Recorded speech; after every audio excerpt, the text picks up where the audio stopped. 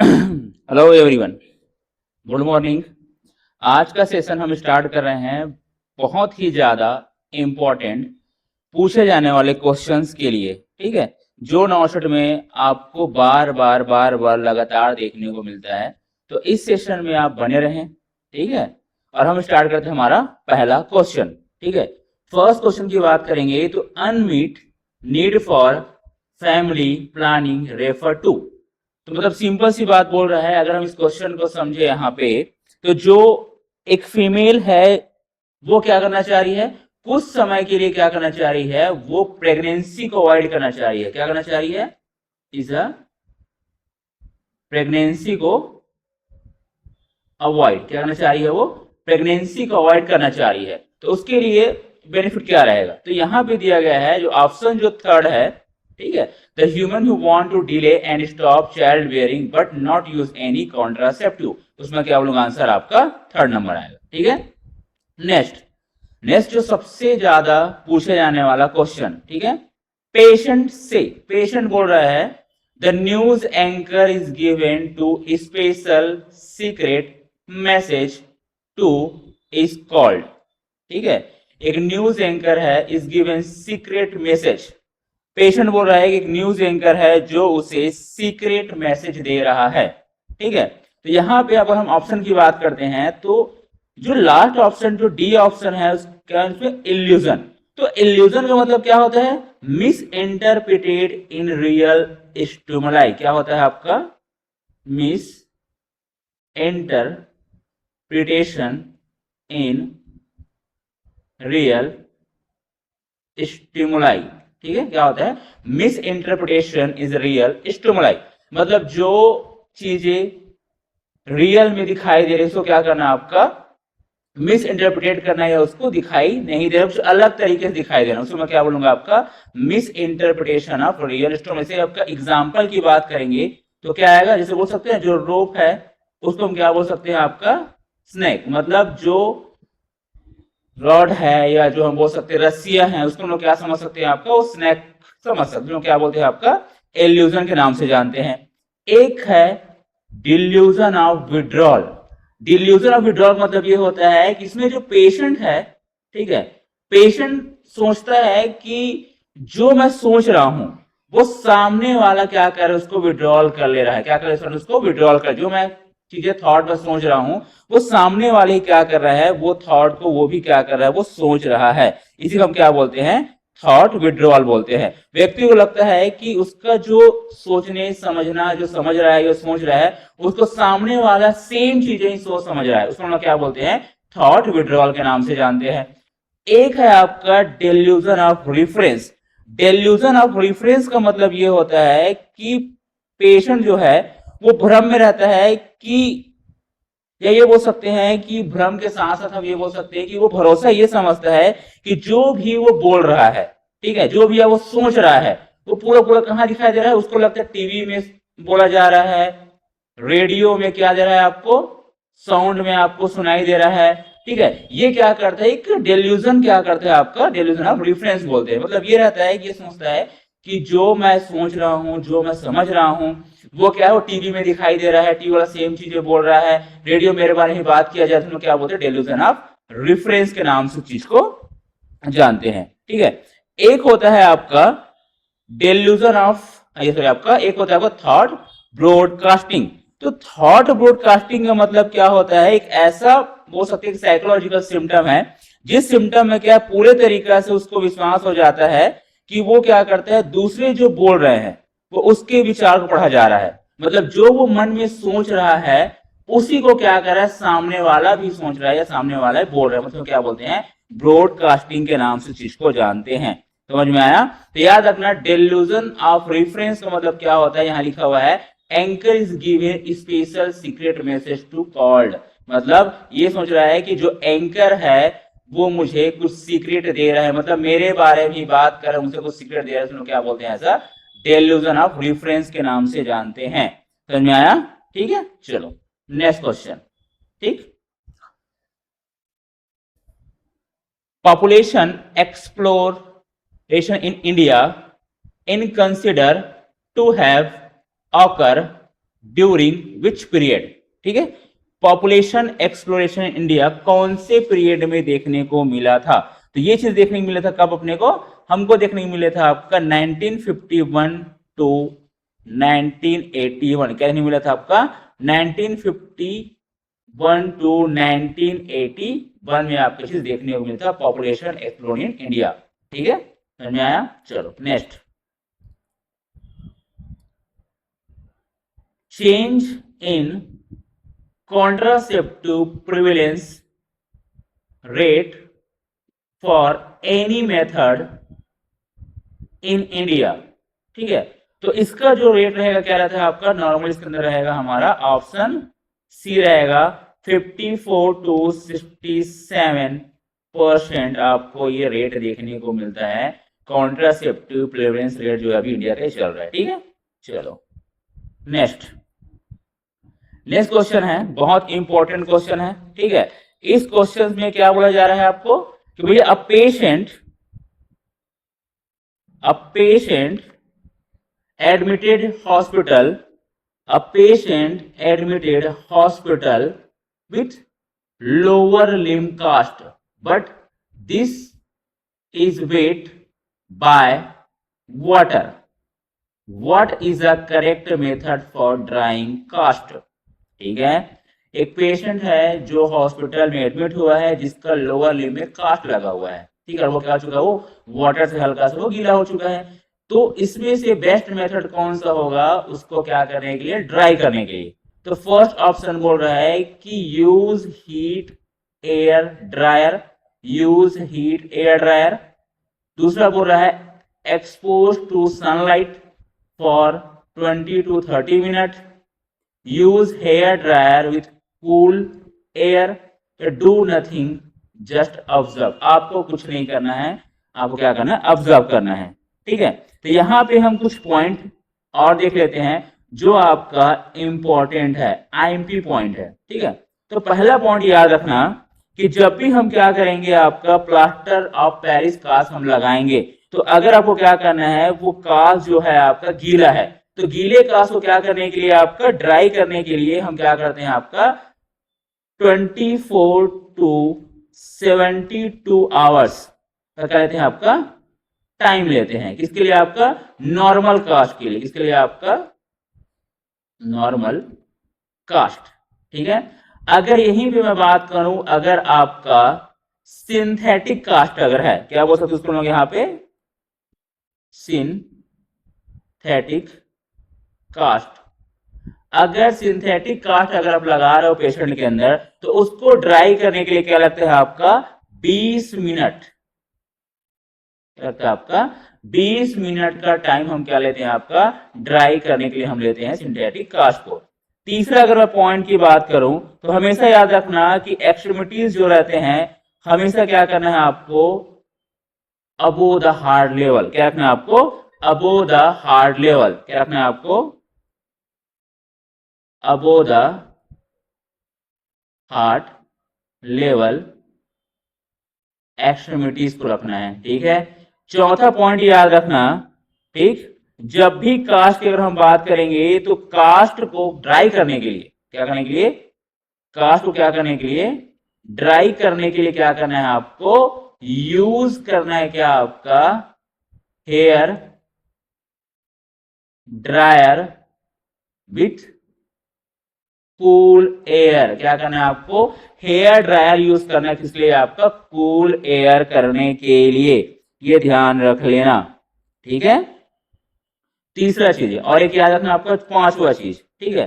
पांचवी चीज में याद रखना है अगर किसी भी प्रकार का आपको अगर क्या रहता है आपका पेन होता है, ठीक है, या पल्सलेसनेस देखने को मिलता है, या कलर चेंज देखने को मिलता है कास्ट के अंदर, आप क्या करोगे? Inform doctor. क्या करना है आपको? डॉक्टर को इन्फॉर्म करना है, आपका ये काम रहता है। ये ध्यान समझ लेना, क्या करना है आपको? डॉक्टर को इन्फॉर्म करना है, ठीक है। तो याद रखना एक पेशेंट है, ठीक है, admitted in the hospital with lower limb cast but this is wet for water, what is correct method for drying this cast? तो सबसे पहला काम क्या करेंगे आपका? Use hair dryer with cool air, इसको क्या करेंगे आपका क्लीन करेंगे, इसे आपका ड्राई करेंगे। समझ में आया? चलो नेक्स्ट,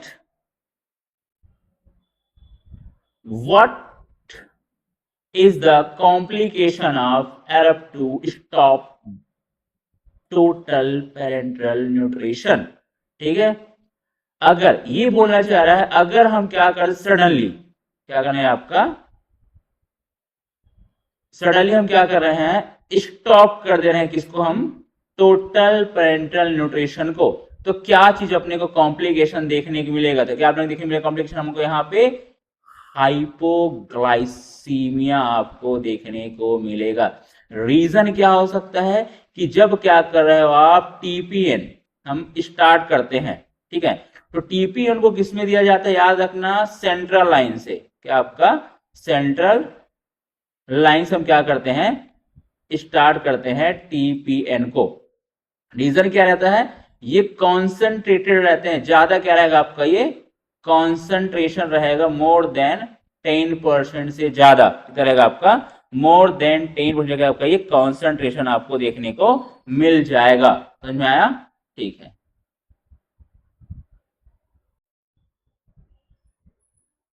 ठीक है, तो यहां पे क्या रहेगा, अगर हम सामने वाले क्या करें टीपीएन स्टार्ट कर रहे हैं तो हम क्या करेंगे सेंट्रल लाइन से हम क्या करते हैं ऐसा टीपीएन स्टार्ट करते हैं, क्योंकि ये कॉन्सेंट्रेटेड रहते हैं मोर देन 10%। तो आप इसको क्या कर सकते हो पेरीफेरल रूट से हम नहीं दे सकते हैं। तो टीपीएन के अंदर क्या क्या कंपोनेंट्स होते हैं, टीपीएन के अंदर क्या क्या कंपोनेंट्स होते हैं, कंपोनेंट्स, तो टीपीएन के अंदर पाया जाता है आपका कार्बोहाइड्रेट, प्रोटीन, फैट, विटामिन और अमाइनो एसिड, क्या होते हैं यहाँ पे अमाइनो एसिड प्रेजेंट होते हैं, ये याद रख लेना। ठीक है, अगर हम यहाँ बोले कितना कितना होता है तो कार्बोहाइड्रेट जो होता है वो 60 to 70% देखा जाता है। अगर मैं आपको बोलूं कि भैया प्रोटीन कितना होता है तो वो 15 से लेके 20% आपको प्रोटीन देखने को मिल जाएगा। अगर मैं आपको बोलूं कि फैट कितना होता है, फैट होता है आपका 20 to 30% आपको टीपीएन में फैट देखने को मिल जाता है। इसमें एक और चीज पाया जाता है आपका फैट इमल्सन भी होता है, क्या होता है फैट इमल्सन भी क्या होता है ये प्रेजेंट होता है इसके अंदर। तो क्या होएगा जब हम क्या करते हैं तुरंत सडनली हम क्या करते स्टॉप करते हैं तो यहाँ क्या पाया जाता है एक्सेसिव अमाउंट में कार्बोहाइड्रेट प्रेजेंट होते हैं। यहाँ पे क्या रहेगा आपका जो ब्लड ग्लूकोज का जो लेवल है हाई रहेगा, और इस कंडीशन में क्या होगा हमारे बॉडी में जो इंसुलिन है, ठीक है, इंसुलिन का भी जो लेवल है वो भी क्या रहेगा आपका इंक्रीज रहेगा। तो क्या होगा अगर हम तुरंत स्टार्ट करेंगे तो इंसुलिन प्रेजेंट रहेगा हमारे ब्लड के अंदर, तो वो क्या कॉज कर देगा आपको तुरंत ये हाइपोग्लाइसीमिया क्या कर देगा ये कॉज कर देगा। तो कभी भी याद रखना हम क्या करेंगे तुरंत ही हम टीपी स्टॉप नहीं करते, आपको धीरे धीरे क्या करना है आपको टीपीएन को स्टॉप करना है। सडनली हम क्या स्टॉप नहीं कर सकते ना, क्या होगा आपका हाइपोग्लाइसीमिया का कंडीशंस आपको देखने को मिलेंगे पेशेंट के अंदर। समझ में आया? चलो ठीक। 3-year-old child is born with complaint of cyanosis, breathlessness during crying and frequently blue spill. The child is diagnosed with tetralogy of Fallot.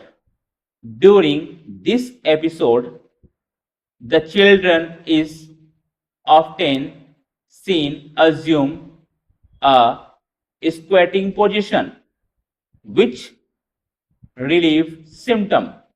What is physiological reason for this relief? समझ में आया? एक 3 साल का बच्चा है जो कंप्लेन कर रहा है, उसको साइनोसिस है, ब्रीथलेसनेस है, और जब वो रो रहा है तो क्या उसके अंदर आपका फ्रीक्वेंटली ब्लू स्पेल देखने को मिल रहा है, और उसको क्या उसको टेट्रियोलॉजी ऑफ फैलोट उसको डायग्नोसिस हुआ है। During this episode child is obtain seen resume squatting position.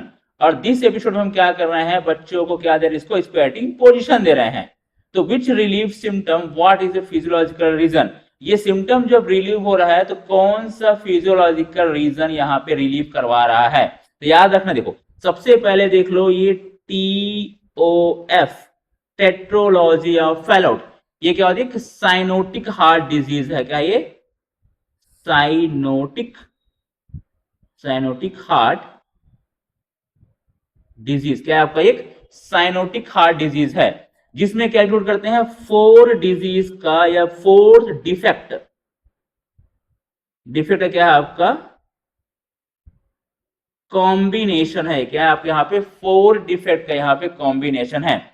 पहला डिफेक्ट की अगर मैं बात करूं तो कौन सा रहेगा आपका, पल्मोनरी आर्टरी स्टेनोसिस। क्या रहेगा आपका, पल्मोनरी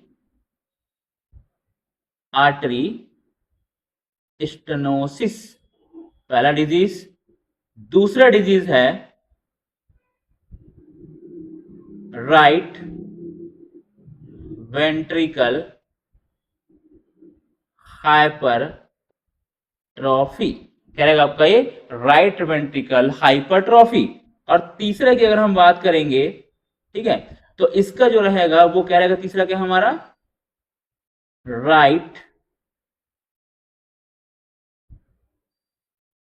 वेंट्रिकल, क्या रहेगा, राइट वेंट्रिकल क्या रहेगा, इसको हम क्या बोल सकते हैं, यह इसको बोलते हैं आपका वेंट्रिकुलर सेप्टल डिफेक्ट भी इसको हम बोल सकते हैं। क्या रहेगा आपका, वेंट्रिकुलर सेप्टल डिफेक्ट, ठीक है।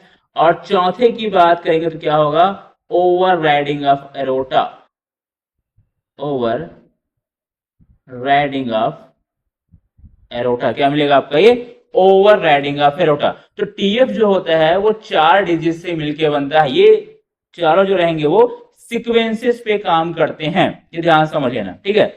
अगर इसको और अच्छे समझा जाए तो इस कंडीशन में क्या होगा, अगर ये हमारा हार्ट है, ठीक है, राइट, ठीक है, left right left, anterior anterior, ठीक है, वेंट्रिकल और वेंट्रिकल, एट्रियम और वेंट्रिकल, यहां से क्या निकलता है, पल्मोनरी आर्टरी, ठीक। तो इस कंडीशन में क्या होता है, TOF के अंदर ध्यान समझना, सबसे पहले क्या होता है, पल्मोनरी स्टेनोसिस होता है, ये होगा ब्लॉक हो गया, जिसकी वजह से जो राइट एट्रियम, जो हमारा इंफीरियर वेना कावा हो गया या सुपीरियर वेना कावा हो गया, ठीक है, जो क्या करते हैं एज अ ब्लड को यहाँ पे लाके छोड़ते हैं, हमारा राइट एट्रियम में लाके छोड़ते हैं।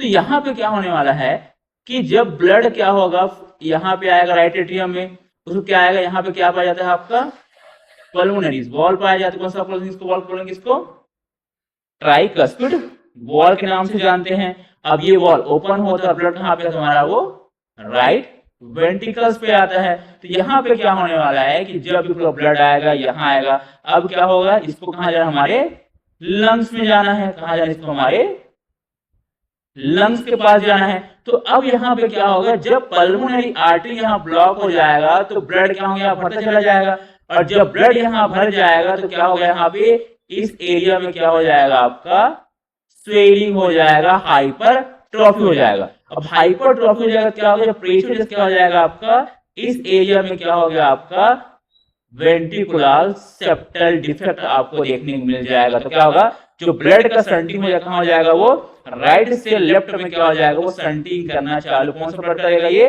CO2 वाला क्या रहेगा आपका, ये ब्लड हो जाएगा, ठीक है। तो हम क्या करते हैं, जब बच्चों को क्या देते हैं, हम यहाँ पे याद रखना स्क्वेटिंग पोजीशन देते हैं। कहाँ लिखा है, यहाँ पे देखेंगे, स्क्वेटिंग जब पोजीशन देते हैं तो स्क्वेटिंग पोजीशन के कंडीशन में क्या होता है कि इस कंडीशन के अंदर क्या होने वाला है, देखो ये होगा हमारा कौन सा, स्क्वेटिंग पोजीशन। तो स्क्वेटिंग पोजीशन के कंडीशन में क्या होता है, जो सिस्टेमिक वस्कुलर रेसिस्टेंस है, क्या होता है आपका, सिस्टेमिक वस्कुलर जो रेसिस्टेंस होता है वो इंक्रीज होता है, ठीक है। जब सिस्टेमिक वस्कुलर रेसिस्टेंस जब इंक्रीज होता है तो उस कंडीशन में क्या होता है, प्रेशर क्रिएट होता है हमारे राइट एट्रियम और वेंट्रिकल्स के अंदर, जिस कंडीशन से क्या होता है, जो ब्लड है वो हमारे लंग्स तक प्रॉपर पहुंचा जा सकता है, और जो सिम्टम्स आ रहे थे साइनोसिस के वो क्या हो सकते हैं, थोड़ा समय के लिए आपको वो डिक्रीज हो जाते हैं। तो याद रखना क्या होता है आपका स्क्वेटिंग पोजीशन में क्या होता है, इंक्रीज होता है क्या हमारा, इंक्रीज सिस्टेमिक वस्कुलर रेसिस्टेंस क्या होता है आपका, ये इंक्रीज आपको देखने को मिल जाएगा। समझ में आया? बहुत इंपॉर्टेंट क्वेश्चन है, याद रखने कॉन्सेप्ट को। चलो नेक्स्ट की बात करते हैं।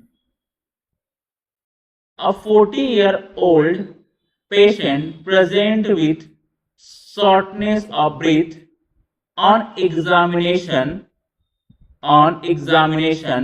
breath sound are decreased over the right lower chest and fluid is suspected in pleural cavity. Fluid suspected in pleural cavity. When the nurses percussion the effect area, percussion होता है, percussion the effect area, which percussion note mostly heard pleural infusion. जब plural infusion होगा तो उस condition में अपने को जब परकशन करेंगे हम यहाँ पे लंग्स एरिया को, तो क्या साउंड दिखाई देगा, तो याद में क्या दिखाई देगा यहाँ पे हमारा डल साउंड, मतलब क्या कुछ भरा हुआ है, क्या समझेगा आपका डल साउंड, मतलब क्या आपका फ्लूइड इन्फ्यूजन है, क्या रहेगा आपका प्यूरल इन्फ्यूजन, क्या रहेगा आपका ये प्यूरल इन्फ्यूजन को डिनोट करता है। रिजोनेंस का मतलब ये होता है नॉर्मल लंग साउंड, ये नॉर्मल क्या होता है आपका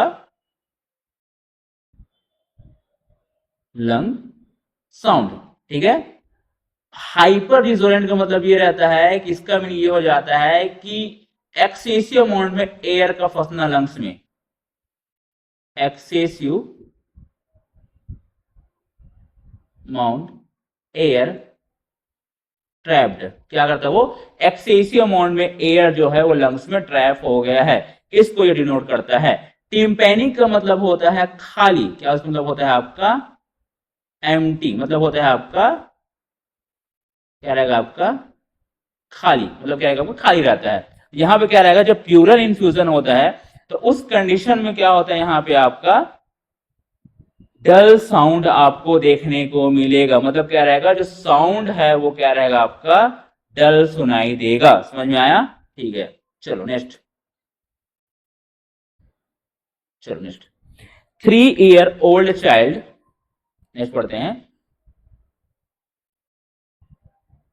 3-year-old child who was toilet training early start bad wetting, ठीक है, early start bad wetting after hospitalization, क्या रहेगा आपका after hospitalization, क्या रहेगा आपका आफ्टर। चलो 3-year-old child who was toilet training early start bedwetting after hospitalization, what is the most likely cause, क्या होगा, ठीक है, बिहेवियर डिसऑर्डर की वजह से होगा चाइल्ड को,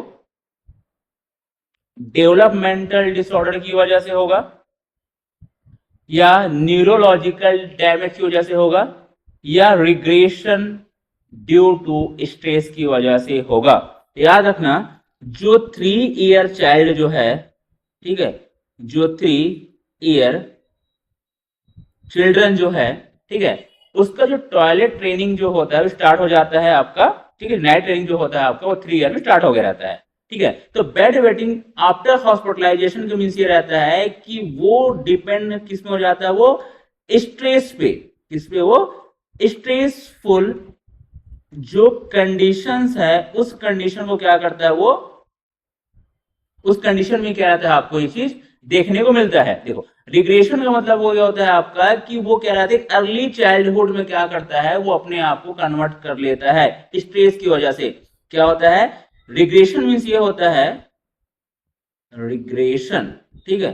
रिग्रेशन का मीनिंग ये होता है अर्ली चाइल्डहुड में क्या करना, इसे साइकोलॉजिकली क्या करता है, एक मेंटली वो क्या करेगा, अपने आप को अर्ली चाइल्डहुड में, ठीक है, अर्ली चाइल्डहुड में क्या करता है, वो अपने आप को कन्वर्ट करता है ड्यू टू स्ट्रेस की वजह से, क्या वजह से, आपका स्ट्रेस की वजह से। तो यहाँ पे जो हॉस्पिटल के अंदर जो क्या करता है, अर्ली जो बेड वेटिंग स्टार्ट हो जाता है आफ्टर हॉस्पिटलाइजेशन, वो डिपेंड किस में होता है, वो डिपेंडेबल होता है आपके अंदर आपका रिग्रेशन ड्यू टू हॉस्पिटलाइजेशन की कंडीशन में चीज आपको देखने को मिल जाता है, ठीक है। चलो next question. Will prepare a sterile surgical field in the operation theater. The nurses notice that corner of the sterile drape hang over the edge of trolley. What is the most appropriate action to maintain sterility? ठीक है, normal सी बात है कि आप स्ट्राइल surgical field में operation theatre में हो, ठीक है। नर्स नोटिस करती है कि कॉर्नर ऑफ स्ट्राइल जो ड्रॉप है वो हैंग कर रहा है किसके अंदर, आपका ट्रॉली के ऊपर। तो what is a most appropriate action, क्या होगा, मेंटेन, क्या करेंगे, स्टेरिलिटी, क्या करना आपका, स्टेरिलिटी को आपको मेंटेन करना है। तो इस कंडीशन में क्या होगा, आपको continue the procedure, avoid contact with hanging edge. Procedure continue आपको रखना है और अवॉइड करना है कि वो क्या हो, वो कांटेक्ट पे ना आए, ठीक है, ये ध्यान रख लेना, क्योंकि वो क्या रहेगा, आपको अनस्ट्राइल एरिया में रहेगा। तो उस कंडीशन में क्या है, आपको आप कंटिन्यू करोगे प्रोसीजर को, लेकिन जो हैंग हुआ जो इंस्ट्रूमेंट है वो क्या रहेगा, आपको उसको यूज नहीं करना है, ये ध्यान में रख लेना, इंपॉर्टेंट है, ठीक। चलो next. Which of the following is a wrong statement about blood transfusion procedure? Blood transfusion procedure के लिए रॉन्ग स्टेटमेंट क्या है? तो सबसे पहले स्टूडेंट बोल रहा है कि packed RBC are more specific to restore blood volume. Blood volume को रिस्टोर करने के लिए पैक्ड आरबीसी स्पेसिफिक है, हाँ ये सही आंसर है। Fresh frozen plasma should be used within 24 hours after drawing, ठीक है। तीसरा बोला Ringer lactate can be use well blood transfusion. Blood transfusion use करोगे, याद रखना रिंगर लैक्टेट यूज नहीं किया जा सकता है, हमेशा याद रखना ब्लड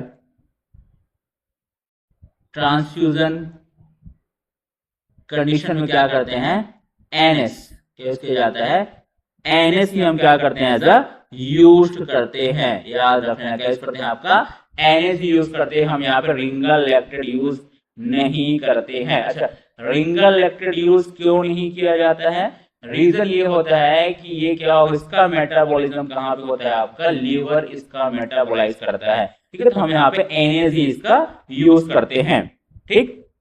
चलो इसके अलावा अगर देखिए यहाँ एक वर्ड लिखा है fresh frozen plasma should be with in 24 hours after drawing.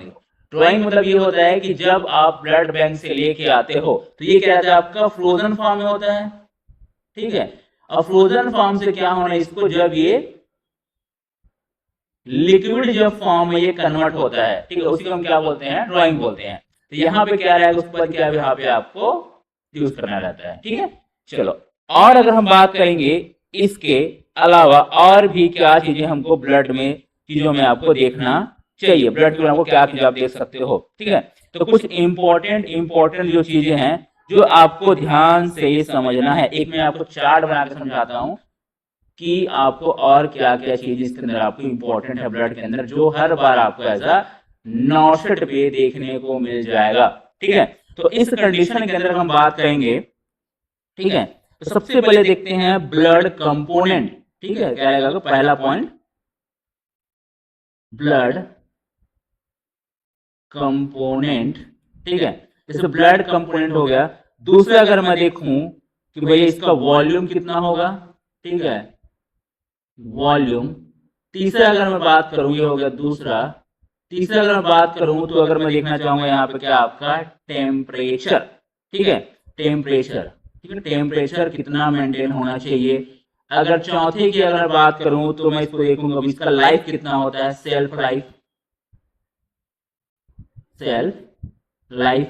और पांचवा अगर मैं देखूं इसका ट्रांसफ्यूजन टाइम, क्या रहेगा आपका ट्रांसफ्यूजन टाइम, ठीक है।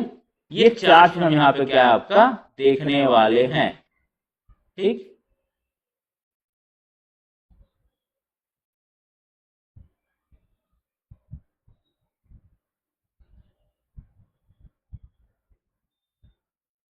चलो, तो पहले हम बात करते हैं आपका होल ब्लड, ठीक है, होल ब्लड, ठीक है।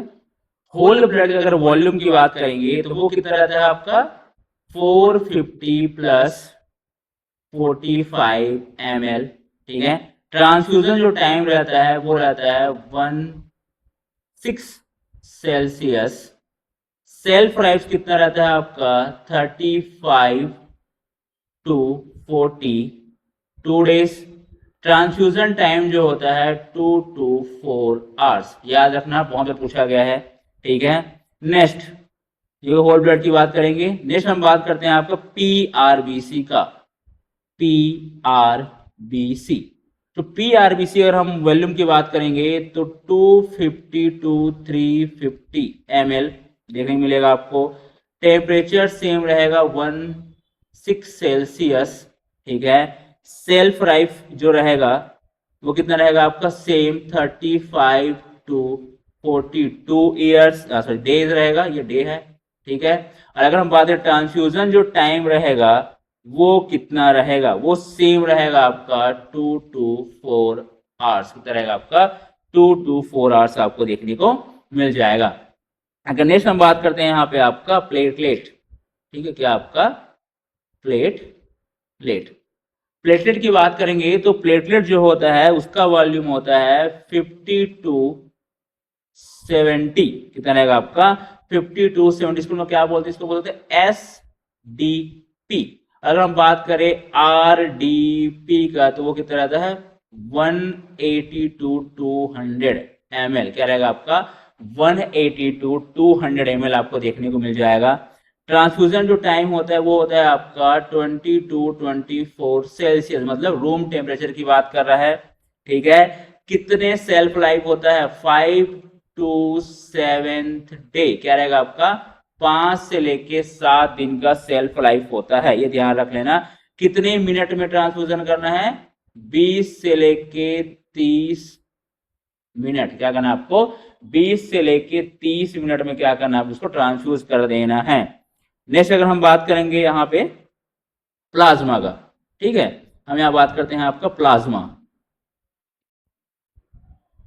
प्लाज्मा, तो प्लाज्मा की अगर बात करेंगे तो प्लाज्मा का जो वॉल्यूम होता है वो कितना रहता है आपका, तो प्लाज्मा का जो वॉल्यूम रहेगा वो रहेगा आपका 18 बोल सकते हैं यहाँ पे आपका 250 टू 350, ठीक है, ml प्लाज्मा वॉल्यूम रहता है, ठीक है। टेम्परेचर रहता है आपका -30 सेल्सियस रहेगा आपका। सेल्फ लाइफ रहता है 1 ईयर का, ठीक है।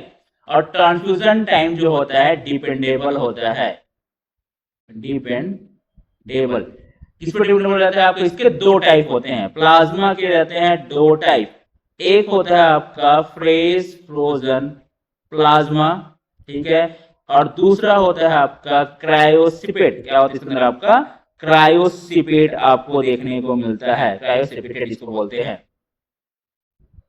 क्रायो प्रेसिपिटेट, तो क्या बोलेंगे क्रायोप्रेसिपिटेट के नाम से इसको जानते हैं, इसको हम क्या करें ऐसा यूज करते हैं। और इसके बारे में अगर जानना है तो कुछ इंपॉर्टेंट पॉइंट में आपको, और जो नॉर्सेट के लिए आईएमपी इन नॉर्सेट, ठीक है, नॉर्सेट 12th 11th और 12th के लिए तुमसे पूछा जाएगा। पहला पॉइंट याद रख लेना, ब्लड एडमिनिस्ट्रेशन जो सेट होती है उसका माइक्रो ड्रॉप कितना रहता है, ठीक है। ब्लड एडमिनिस्ट्रेशन जो सेट का माइक्रो सेट कितना रहेगा, वो कितना रहता है आपका, तो याद रखना वो रहता है आपका 170 टू 260 रहेगा आपका माइक्रो फिल्टर, क्या रहेगा आपका माइक्रो फिल्टर, क्या रहेगा इसको माइक्रो फिल्टर्स आपको देखने को मिल जाएगा। इसके अलावा भी इंपॉर्टेंट कुछ पॉइंट है और उसको बता दे रहा हूं, याद आ जाएंगे, ठीक है। ये रहेगा आपका नेक्स्ट वीक का दूसरा पॉइंट अगर मैं बात करूंगा, कैनुला कौन सा यूज करते हैं, कैनुला, ठीक है। तो कैनुला जो यूज किया जाता है वो किया जाता है 18 गॉज का, कितने गॉज का आपका 18 गॉज का कैनुला यूज किया जाता है, ठीक है, ध्यान रख लेना। तीसरा पॉइंट याद रखना, जब ब्लड ट्रांसफ्यूजन होगा, ड्यूरिंग ब्लड ट्रांसफ्यूजन आपको 15 मिनट, ठीक है, आपको 15 मिनट्स पहले आपको वाइटल से क्या करना, आपको असिस्ट करना, क्या लिखना आपको वाइटल साइन 15 मिनट बिफोर, ठीक है। और आफ्टर भी क्या करोगे, उसको लगातार उसका वाइटल साइन को आप चेक करते रहोगे, ये ध्यान रख लेना, ठीक है। उसके बाद अगर कुछ ट्रांसफ्यूजन रिएक्शंस अगर आते हैं, तो अगर मैं बात करूं यहां पे ट्रांसफ्यूजन रिएक्शन का, ट्रांसफ्यूजन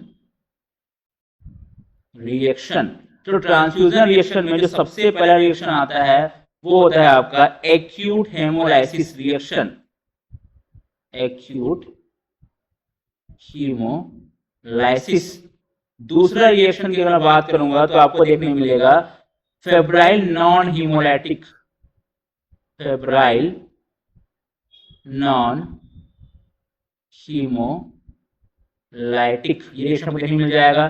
तीसरा रिएक्शन की अगर बात करोगे तो आपको देखने क्या मिल जाएगा, आपका एनाफिलैक्टिक रिएक्शन, एनाफिलैक्सिस रिएक्शन, ठीक है। अगर हम चौथे की बात करेंगे तो आपको देखने को मिल जाएगा आपका,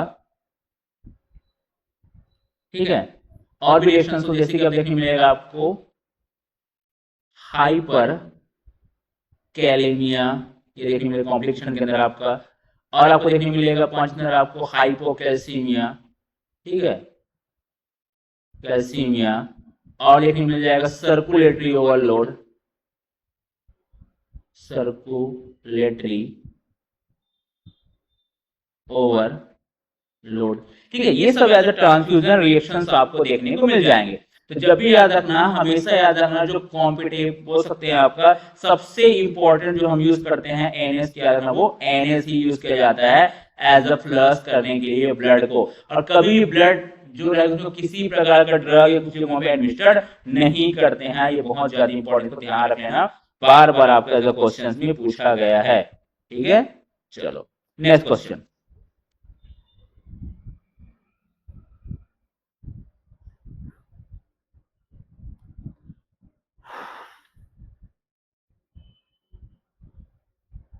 ठीक है।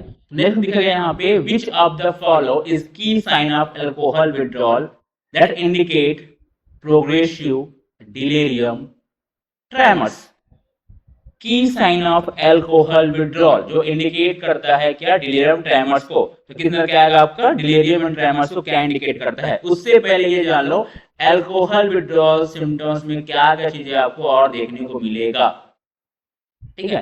तो अल्कोहल जो विड्रॉल्स की अगर मैं बात करूंगा तो ये टाइम्स पर डिपेंड करता है, ठीक है। तो याद रखना जैसे कि आपका 6 घंटे से लेके आपका 12 घंटे के बीच जो सिम्टम्स होते हैं उसको मैं क्या उसको बोलता हूं अर्ली विड्रॉल सिम्टम, तो क्या बोलते हैं अर्ली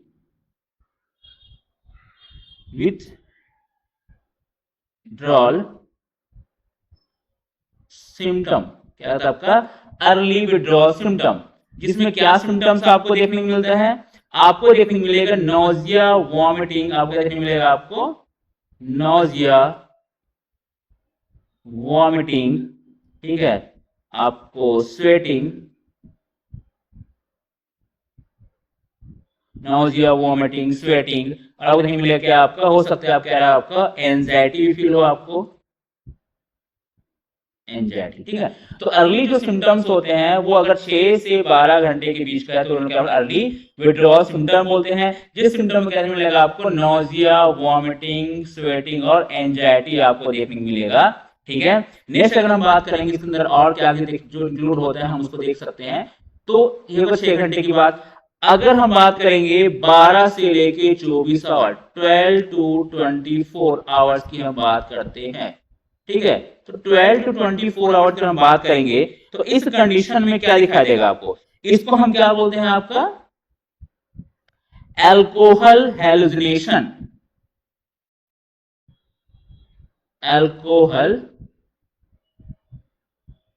हेलुसिनेशन, इसमें क्या बोलते हैं, एल्कोहल हेलुसिनेशन के नाम से चीज को जानते हैं। और इस कंडीशन में जो है इसमें क्या दिखाई देगा आपको, इसमें जो सिम्टम दिखाई देने वाले हैं वो सिम्टम्स क्या दिखाएगा आपको, पहला जो सिम्टम्स आएगा वो आपको दिखाएगा विजुअल हेलुसिनेशन। क्या आएगा आपको यहाँ पे, विजुअल एंड ऑडिटरी हेलुसिनेशन, ये आपको देखने को मिल जाएगा इसमें आपका 12 से 24 घंटे के कंडीशन में, जो क्या एल्कोहल हेलुसिनेशन नाम से जानते हैं। अगर और देखें तीसरे नंबर का, ठीक है, तो तीसरे नंबर में अगर देखने को मिलता है अगर वो 24 से लेके 48 घंटा अगर हो गया है तो उस कंडीशन को मैं क्या बोलता हूं, डिलेरियम एंड ट्रेमर्स में क्या बोलते हैं,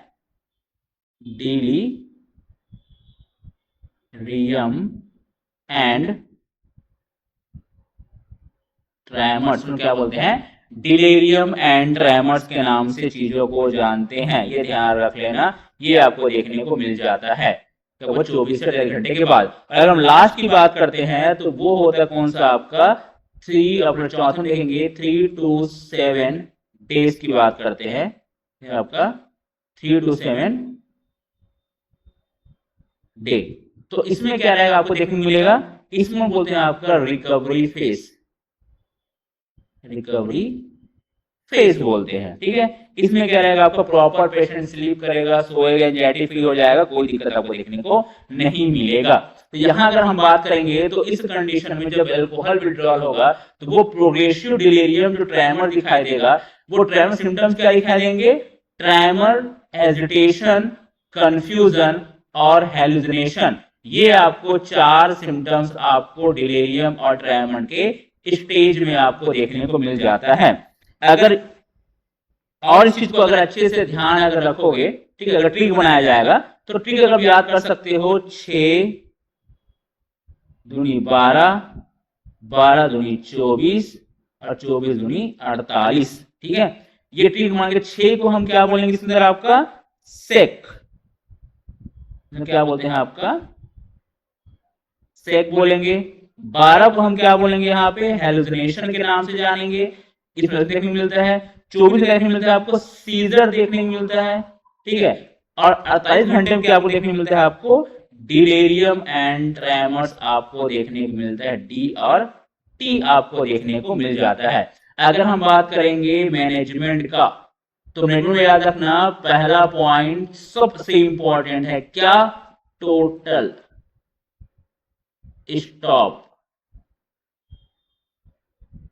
एल्कोहल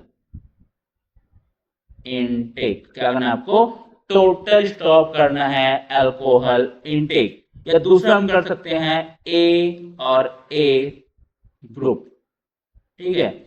ए मतलब क्या होता है आपका, एल्कोहल एनोमलीज ग्रुप हम क्या कर सकते हैं, इसको ज्वाइन करा सकते हैं, ठीक है। ये हम क्या कर सकते हैं, ट्रीटमेंट कर सकते हैं। अगर हम ड्रग की बात करेंगे तो एल्कोहल विड्रॉल में ड्रग को देते हैं क्लोरडाइजेप्रोक्साइड, क्या करते हैं आपका क्लोरडाइजेप्रोक्साइड हम क्या कर सकते हैं एज ए यूज करते हैं। ये कौन सा आपका डीओसी है, किसका, हमारा ये एल्कोहल विड्रॉल सिम्टम का, ठीक है, समझ में आया। तो ये ध्यान रखना, एल्कोहल से बहुत सारे क्वेश्चंस आपको देखने मिलेंगे जो हर बार आपको दिखाई देंगे, तो अच्छे से ध्यान रखना कि भैया आपको ये चीज आसान अच्छे से आना चाहिए।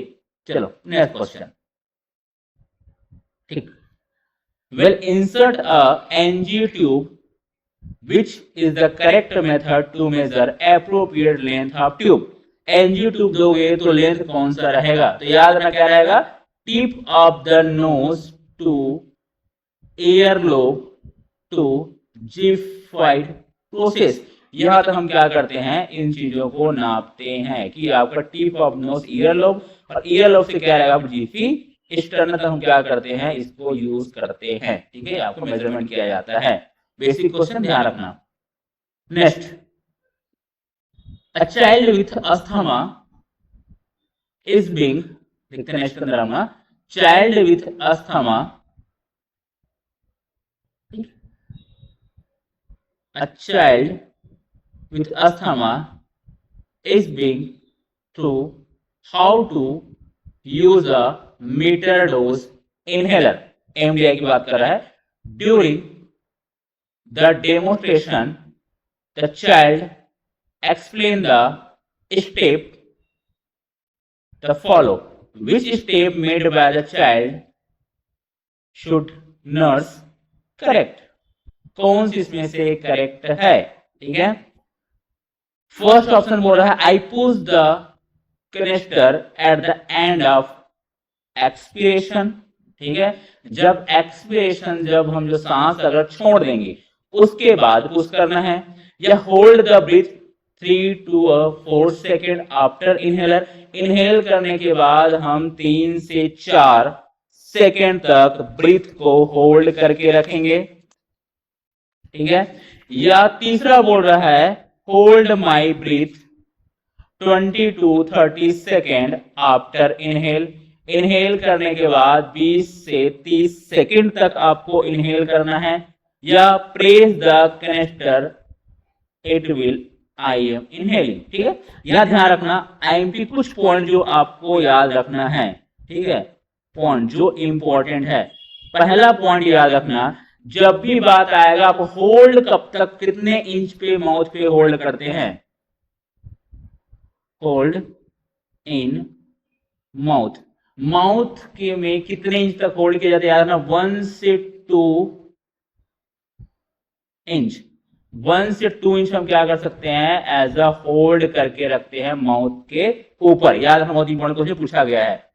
दूसरा पॉइंट याद रखना यहां पे, होल्ड द ब्रीथ, इनहेल करने के बाद आप ब्रीथ को होल्ड करोगे। ठीक है, होल्ड द ब्रीथ, ब्रीथ को आप होल्ड करना है आप कितना, आपका 5 से लेके 10 सेकेंड तक। कब तक, 5 से लेके 10 सेकेंड तक क्या करना है आपको, ब्रीथ को होल्ड करके रखना है।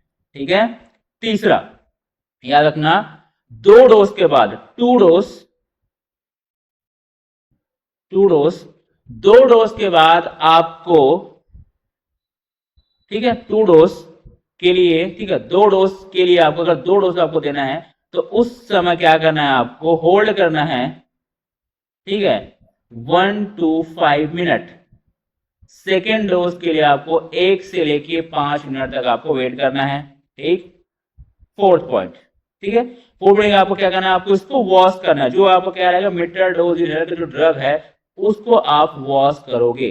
कब करना है आपको, कौन सा वॉश करना है, आपका वार्म वाटर, इसमें वार्म वाटर में क्या कर, इसको वॉश करते हैं 20 मिनट के समय। ठीक है, तो जब भी क्या होगा, बच्चों को अस्थमा है, आपको एमडीआई यूज करना है, तो कब यूज करना है, ध्यान समझना, push the canister in the end of expiration. कैसे करोगे, पहले क्या करना है आपको, जोर से अंदर सांस लेना है, फिर धीरे से क्या करना है, उसको कंप्लीट आप बाहर निकाल दोगे। उसके बाद क्या करना है आपको, एमडीआई को पुश करना है, जिससे क्या आपको फिर क्या होगा, आपका फिर ब्रीथ को क्या धीरे धीरे क्या करोगे, उसको अंदर की तरफ खींचोगे। और कब तक करोगे, 5 to 10 मिनट आप उसको होल्ड करके रखने, बेटर एब्जॉर्प्शन देखने को मिलेगा। ठीक है, ध्यान रखना। तो यहां ऑप्शन क्या रहेगा, कब करें आपको, if push the canister at the end of expiration. आप कंप्लीट तरीके से सांस बाहर निकालने के बाद क्या करोगे, आप पुश करोगे, फिर आपको अंदर एकदम क्या करना, आपको सांस लेना रहेगा। तो यार बहुत इंपॉर्टेंट क्वेश्चन है जो आपसे पूछा गया है और इंपॉर्टेंट ही है। ठीक है, ये आपका एमडीआई का image. Next, G1P0 woman 34 week come from routine antenatal visit, which of the follow finding is not normal finding in pregnancy. इसमें से जो ऑप्शन दिया है वो कौन सा जो ऑप्शन है वो सही नहीं है ड्यूरिंग प्रेगनेंसी के लिए, मतलब ये बोल सकते हैं कि सही नहीं है या जो दिखाई नहीं देता है। तो याद रखना, इंक्रीज यूरिन फ्रीक्वेंसी प्रेजेंट होता है, बैक एच आपको देखने को मिलेगा प्रेजेंट है ड्यूरिंग प्रेगनेंसी, एंकल एडिमा भी आपको देखने को मिलेगा, ऑनसेट फेज ऑफ पपीनेस, ये आपको क्या ऑनसेट पपी फेस, ये आपको क्या रहेगा देखने को नहीं मिलता। ये सीन होता है खासकर आपका सीन इन प्री एक्लेम्सिया, आपका वो प्री एक्लेम्सिया या आपका हाइपर टेंशन के कंडीशन में क्या होगा ये आपको देखने को मिलता है। ये नॉर्मल चीजें नहीं है ड्यूरिंग प्रेगनेंसी, याद रखना बहुत इंपॉर्टेंट है। ठीक, next, a patient with schizophrenia have hallucination is brought to the hospital by family member, he refused to admission to hospital, what should be the most appropriate response? क्या रहेगा आपका what should be the most appropriate response, क्या रहेगा? तो यहां याद रखना कि अगर किसी पेशेंट को सिजोफ्रेनिया है, हेलुसिनेशन आ रहा है और फैमिली मेंबर उसको हॉस्पिटल ले जा रहे हैं लेकिन वो रिफ्यूज कर रहा है, तो इस कंडीशन में याद रखना आपको क्या करना रहेगा, आपका admit the patient under section 89। देखो जो मेंटल हेल्थ जो एक्ट है, मेंटल हेल्थ जो एक्ट प्रेजेंट जो है, ठीक है, कोई प्रेजेंट कब लॉन्च होता है ये 2017 कब होता है आपको 2017 के अंदर। तो इस मेंटल हेल्थ एक्ट के अकॉर्डिंग क्या हो सकता है, अगर किसी पर्सन को हार्मफुल अगर हो सकते हैं हार्म पहुंचाने की कोशिश करता है अगर पेशेंट, या सोसाइटी के लिए अगर वो क्या रहता है आपके हार्मफुल इफेक्ट शो करता है पेशेंट, तो उस कंडीशन में मैं क्या कर सकता हूं, एज अ एडमिट कर सकता हूं किसके लिए, आपका स्पेशल सेक्शन के अंदर। ठीक है, उसमें उनका रिफ्यूज का कोई मायने नहीं रखा जाएगा, तो क्या कर सकते हैं उसको एडमिट किया जा सकता है। अगर पेशेंट क्या है आपका हार्मफुल है, किसी को इंजरी पहुंचाने की कोशिश कर रहा है, ठीक है, तो उस पेशेंट में क्या करते हैं उसको आप इजीली एडमिट करा सकते हो। ठीक है, इस स्पेशल सेक्शन के तहत कोई दिक्कत नहीं होने वाला है। ठीक है, चलो आज का सेशन स्टार्ट करते हैं। Thank you so much, classes पे बने रहें, डेली आपको ये क्लासेस ऐसे ही देखने को मिलेंगे और इंपॉर्टेंट क्वेश्चंस आपको हम प्रॉपर कराएंगे। तो आप क्लास में बने रहें और आपको सिलेक्शन की तरफ आप आगे बढ़ते रहें। Thank you so much.